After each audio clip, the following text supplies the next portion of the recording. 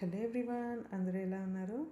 So ఈరోజు అయితే నాకు ఎలా గడిచిందో ఈ వీడియోలో షేర్ చేసుకుంటాను. సో ముందుగా మార్నింగ్ వచ్చేసరికి వెజ్ ఫ్రైడ్ రైస్ చేస్తున్నాను. అందరి కోసము సేమ్ డిషే చేసేస్తాను. నేను ఎప్పుడు అంతే సపరేట్గా ఏం చేయను, ఒకేసారి అందరికీ అయ్యేటట్టు చేసేస్తాను అనమాట. సో ముందుగా బీన్స్ అంతా నీట్గా వాష్ చేసుకుని, అంటే నేను ఒక 30 మినిట్స్ అన్నా సోక్ చేసి పెడతాను అనమాట వాటర్లో. దాని తర్వాత నీట్గా ఇంకొకసారి ప్లెయిన్ వాటర్లో వాష్ చేసి ఇలా తొట్టెలు తుంచేసి సన్నగా కట్ చేసుకుంటాను. ఫ్రైడ్ రైస్లో చిన్న చిన్నగా వెజిటేబుల్స్ ఉంటే బాగుంటుంది అన్నమాట, క్రంచీగా ఉండాలి. సో ఆ చిన్న కత్తితో కుదరట్లేదు అనేసి నేను ఈ పెద్ద కత్తిని తీసుకున్నాను.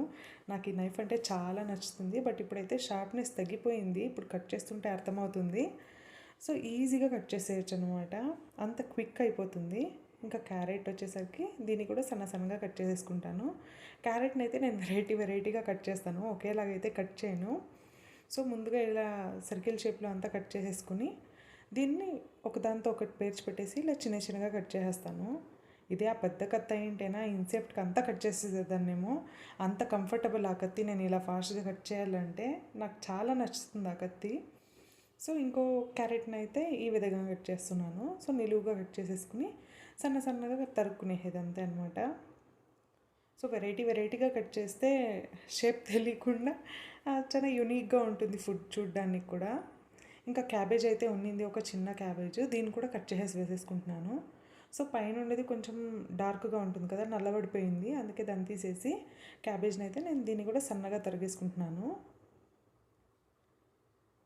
సో ఇవన్నీ కట్ చేసి పెట్టుకునేది నైట్ కట్ చేస్తే మార్నింగ్ ఈ పని కూడా ఉండదు, చాలా క్విక్గా అయిపోతుంది. ఇప్పుడు వీడియో కోసం అనేసి నేనైతే మార్నింగ్ కట్ చేస్తున్నాను. ఇది దంటులాగా ఉంటుంది కదా, దాన్ని తీసేస్తున్నాను. సో నైటే కట్ చేసి పెట్టుకుంటే ఇదంతా ఒక 10 మినిట్స్ అంతే అనమాట. రైస్ రెడీగా ఉంటే అంతా అయిపోయినట్టే. చిన్నగా కట్ చేసి పెట్టుకున్న తెల్లగడ్డలు కూడా వేసేసాను. సో ఈ ప్లేస్లో గీ కూడా వేసుకోవచ్చు, యూనిక్ ఫ్లేవర్ ఉంటుంది. గీ నచ్చిన వాళ్ళు అయితే వేసుకోకండి. సో కొంచెం తెల్లగడ్డలు ఫ్రై అయిన తర్వాత పచ్చిమిర్చి, మళ్ళీ ఆనియన్ వేసుకున్నాను. ఇలా పొడుగా కట్ చేసుకుంటుని టేస్ట్ బాగుంటుంది. ఇది కూడా చాలా అంతా హై ఫ్లేమ్లో చేసుకోవాలి, లేదంటే సాగీగా ఉంటుంది. హై ఫ్లేమ్లో చేసుకున్నామంటే క్రంచీగా ఉంటుంది. ఆనియన్ కొంచెం లైట్గా ఫ్రై అయిన తర్వాత మనం కట్ చేసి పెట్టుకునే వెజిటబుల్స్ అన్నీ కూడా వేసేయచ్చు. నేను ఎప్పుడు కూడా, మీరు నా వీడియో ఫాలో అయితే తెలిసే ఉంటుంది, అన్నిట్లో కూడా వెజిటబుల్స్ ఎక్కువ వేస్తూ ఉంటాను. సో ఇక్కడ చూడండి, కొంచెం దగ్గర పడింది అంతా కదా, అంతా బాగా కుక్ అయింది. హై ఫ్లేమ్లో చేస్తున్నాం కాబట్టి చాలా ఫాస్ట్గానే అయిపోతుంది. ఇప్పుడైతే కొంచెం తీసి సపరేట్గా పెట్టేసుకుంటున్నాను. యాక్చువల్గా మా ఇంటి దగ్గర 2 పిల్లోళ్ళు ఉన్నారు, వాళ్ళకి నేను చేసే డిషెస్ అంటే చాలా నచ్చుతుంది. సో ఇప్పుడు తీసి పెట్టేసిండేది వచ్చేసి నాకి, మా హస్బెండ్కి, ఇంకా తర్వాత చేసుకుంటాను. ఇప్పుడు వచ్చేసి మా పిల్లోనికి ప్లస్ వాళ్ళిద్దరు కూడా చేస్తున్నాను. బాగా నచ్చుతుంది కాబట్టి నేను చేసిస్తే వాళ్ళు లంచ్ బాక్స్కి తీసుకుని వెళ్తారు, చాలా హ్యాపీగా ఫీల్ అవుతారనమాట. సో రైస్ వేసేసుకున్న తర్వాత పెప్పర్ పౌడరు, కొంచెం కారం పొడి, ఉప్పు వేసుకుని సోయా సాసు, కెచప్ నచ్చితే వేసుకోవచ్చు, నేనేం వేయట్లేదు. సో ఇవన్నింటిని కూడా ఒక నైస్ మిక్స్చర్ ఇచ్చేసామంటే మనకైతే ఫ్రైడ్ రైస్ రెడీ అయిపోతుంది. చూడండి, చూడడానికి కూడా చాలా బాగుంది కదా, వెజిటేబుల్సే కలర్ఫుల్ హైలైట్గా ఉంది. సోయా సాస్ వేసిన తర్వాత రైస్ కొంచెం డార్క్ కలర్ అయింది కదా, చాలా బాగుంది చూడడానికి కూడా. సో మా పిల్లలకి అయితే ప్యాక్ చేసేస్తున్నాను. మెయిన్గా ఈ డిష్ వచ్చేసి నేను ఐరన్ ప్యాన్లో చేస్తున్నాను, అది ఇంకా కొంచెం హైలైట్ టేస్ట్కి. ఇది ఆ పిల్లలకైతే ఇచ్చేస్తున్నాను, వాళ్ళకి సరిపోతుంది. ఇంకా మురుకులు, పొమోగ్రానైట్ వేసాను. మా పిల్లలకి అయితే లంచ్ బాక్స్ రెడీ అయిపోయింది. ఈ పౌరం చూడండి, ఎప్పుడు ఇంటి దగ్గరకు వస్తుంది, నేను వీడియో తీస్తాను ఉండు అనేసరికి అది ఎస్కేప్ అయిపోతుంది అనమాట. నేను అందంగా వీడియో తీసి నా ఫోన్లో భద్రించుకుందామంటే ఇలా ఎగిరిపోతూనే ఉంటావు, ఎందుకు పౌరం నాకు కూడా తెలీదు. చాలాసార్లు వచ్చి ఉంటుంది కానీ ఫోటో తీయాలి అనేటప్పుడే ఎస్కేప్ అయిపోతుంది. సో ఇంకా మా పిల్లడు ఈవినింగ్ వచ్చేసరికి నేను ఈ కార్న్ ఉడికేద్దాం అనుకుంటున్నాను. మొక్కజొన్న ఇంట్లో అందరికీ బాగా నచ్చుతుంది, మెయిన్గా మా పిల్లోనికి ఎక్కువ నచ్చుతుంది. సో ఇంటి దగ్గరే వచ్చినారు, అందుకే తీసుకున్నాను. ఫ్రెష్గా బాగుంది. ఈ ఆకుల్లాగా ఉన్నాయి కదా, దీన్ని ఏమంటారు నాకు తెలీదు. సో దీన్ని అంతా తీసేస్తున్నాను, తీసేసి అన్నీ నీట్గా రెడీ పెట్టుకునేస్తాను. సో ఒక దాంతో అయితే ఆకులకి హోల్స్ ఉన్నింది, పురుగు ఉంటుంది అనుకున్నాను, బట్ ఫైనల్గా కనిపించేసింది ఆ పురుగు కూడా. చూడండి అక్కడే ఉంది, ఎంత పెద్దగా ఉన్నిందో. యాక్చువల్గా దీన్ని తీసుకుని ఫ్రిడ్జ్లో కూడా పెట్టింటిని, కొంచెం ఎండలు ఎక్కువ ఉన్నాయి అనేసి, బట్ ఆ ఫ్రిడ్జ్లో కూడా ఇది బతికే ఉన్నాను చూడండి, ఎంత గట్టి ప్రాణమో కదా. సో ఇదంతా మా ఆవు తల్లికి ఇచ్చేద్దాము. ఇప్పుడైతే కార్న్ ఇంట్లో 2 ఉన్నింది, బట్ అదేమో నచ్చలేదు. నేను ఫైనల్గా దాన్ని కూడా ఆవుకే వేసేసాను. మా ఆవు బంగారు తినేస్తుంది. మాది అంటే మాది కాదు, ఇక్కడ ఇంట్లో దగ్గరలో ఆవులు సాక్కుని ఉండే వాళ్ళు ఉన్నారు, వాళ్ళకి ఇచ్చేస్తే వాళ్ళ ఆవులకి వేసేస్తారు. సో మొత్తం నీట్గా ఇలా వాష్ చేసేసుకున్న తర్వాత కుక్కర్లో పెట్టేయడమే. సో కుక్కర్లో ఒక చెంబంత వాటర్ పోసాను, సరిపోతుంది. తగినంత ఉప్పు వేసేసుకున్నాను.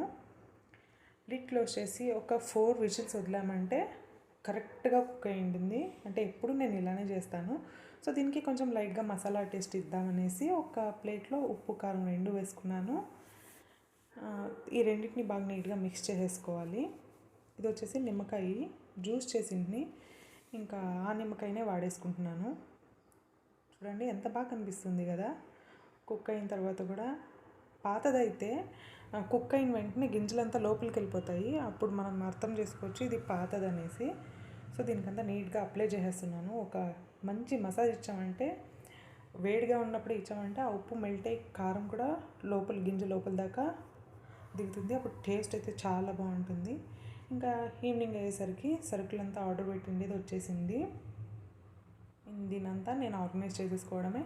ఈసారి నేను ఎక్కువ కొనుక్కోలేదు, కొన్ని సరుకులే కొనుక్కున్నాను. అంటే ఆల్మోస్ట్ అన్నీ ఇంట్లో ఉన్నిందే. సో మెయిన్గా ఏదైతే కావాలో అదే కొనుక్కున్నాను. ఇక్కడైతే పప్పు అంతా డబ్బాలో అయితే వేసేస్తున్నాను. సో ఈ డబ్బా ఊర్లో నుంచి తెచ్చుకున్నాను కదా, నాకైతే బాగా నచ్చింది. 3/4 kg అంతా పడుతుంది, అంత ఎక్కువ ఏం పట్టదు. బట్ యూస్ చేసుకోవడానికి స్పేస్ కూడా చాలా తక్కువ పడుతుంది కదా. 4 రకాల పప్పులు ఒకే డబ్బాలో వేసేయచ్చు కదా. సో నాకు ఇది చాలా ఈజీ కూడా అనిపించింది. అండ్ ఇంకైతే ఉలవలు, ఆల్రెడీ ఉలవలు ఉంది. ఇప్పుడు ఇంకా మంచు కురుస్తుంది కదా, ఎక్కువ కోల్డ్ అయ్యే అవకాశాలు ఉంటాయని నేను ఈ ఉలవలంతా ఎక్కువ వాడతాను. ఇంకా అలసందలంతా కూడా తెచ్చేసుకున్నాను. సో నీట్గా ఇంకా దాని ప్లేస్లో దాన్ని పెట్టేస్తున్నాను. రీసెంట్గానే బాక్స్లు అంతా క్లీన్ చేశాను, అందుకే ఎక్కువ ఏం స్ట్రెస్ తీసుకోవట్లేదు. సో ఈ డబ్బాలో అంతా నేను ఎక్కువగా ఐటమ్స్ తెచ్చుకుంటాను కదా, దాన్నంతా మిగిలిండేదాన్నంతా ఇలా డబ్బాలో వేసి పెట్టేసుకుంటాను. సో దీన్ని మాత్రం ఫస్ట్ కొంచెం మిగిలి ఉంటాయి కదా, దానంతా పైన పెట్టేసుకుంటాను, అప్పుడు ఈజీగా దొరికేస్తుంది. ఇంకా ఇప్పుడు తెచ్చుకునేదంతా కూడా కింద పెట్టేసుకుంటాను. మరీ ఎక్కువ ఏం తెచ్చుకోను, 1.5 monthకి అయ్యేంత తెచ్చుకుంటాను. ఇది వచ్చేసి సాస్లు డీమార్ట్లో తెచ్చుకున్నాను. రీసెంట్గా అన్న వాళ్ళు అయితే ఊరికి వెళ్ళండి, అప్పుడంతా కొన్ని నేను వేరే షాప్స్లో డీమార్ట్లో అంతా తీసుకున్నాను. ఇంకా పిక్కలు అయితే కావాలి కదా, అది కూడా తెచ్చేసుకున్నాను. ఇంకా ఎండుమిర్చి, దీని వచ్చేసి తొటాలతోంచి క్లీన్ చేసి ఒకేసారి పెట్టేసుకుంటాను, అందుకనేసి ఇంకా దాన్ని అక్కడే పెట్టేసుకున్నాను. ఇది మైదా అమ్మ వచ్చినప్పుడు ఏమన్నా రెసిపీ చేద్దామనేసి తెచ్చుకున్నా, బట్ ఏం చేయలేదు. చూద్దాం, మైదా నాకు అస్సలు దాన్ని యూజ్ చేయడానికి ఇంట్రెస్ట్ కూడా రాదు. చూద్దాం, ఇంకా ఏమన్నా నచ్చితే చేస్తాను. ఇంకా అట్లే ఉంటుంది ఈ డబ్బాలో. ఇంకా ఈ చికెన్ మసాలాకంతా కావాల్సి వస్తుంది అనేసి ధనియాలు రాగా కూడా తెచ్చిపెట్టుకుంటాను.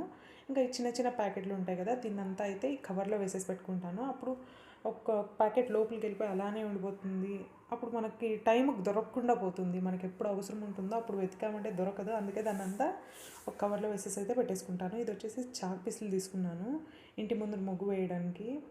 మా ఇంటి ముందు తెలిసిండేదే కదా, ఇంట్లో ప్లేట్ టైల్స్ ఉందో, ఇది కూడా అలాంటిదే ఉంటాయి బయట కూడా, అసలు వేయడానికి కంఫర్టబుల్ ఉండదు. ఇంకా రైస్, ఇది వచ్చేసి బ్రౌన్ రైస్ కొంచెమే ఉంది, ఇది సపరేట్గా పెట్టేసుకుంటున్నాను. అండ్ వైట్ రైస్ వచ్చేసి నేను ఒక 5 to 10 kgs అంతే తెచ్చుకుంటాను, ఎప్పుడూ అంతే.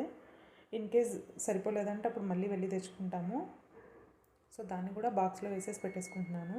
ఒక 7 kgs అంతా తెచ్చుకున్నాను, బాక్స్లో వేసేసాను. ఇంకా దీన్ని కూడా దాని ప్లేస్లో పెట్టేయాలి. సో ఈ పేపర్ పైన ఉంది కదా, నా హైట్ కూడా కొంచెం అన్కంఫర్టబులే, అలా పెట్టేకెళ్ళినప్పుడు కొంచెం పేపర్ అంతా చితికిపోతూ ఉంటుంది ఎప్పుడు కూడా. ఇంకా ఈ అనాస పువ్వు కూడా బాక్స్లోనే ఉండిపోయింది, దీన్ని కూడా ఎత్తి పెట్టేశాను. ఇంకా ఎండుమిర్చి వచ్చేసి ఇది పాతది ఉండింది, బట్ ఏంటంటే అవి కొన్ని పోయినట్లు ఉన్నాయి, దాన్ని చూసి క్లీన్ చేసి పెట్టుకోవాలి. ఎండుమిర్చి అంతా కూడా నేను ఇలా క్లీన్ చేసే పెట్టుకుంటాను, ఎందుకంటే ఇది ఎక్కడెక్కడి నుంచో మూటల్లో అంతా వచ్చి ఉంటాయి కదా.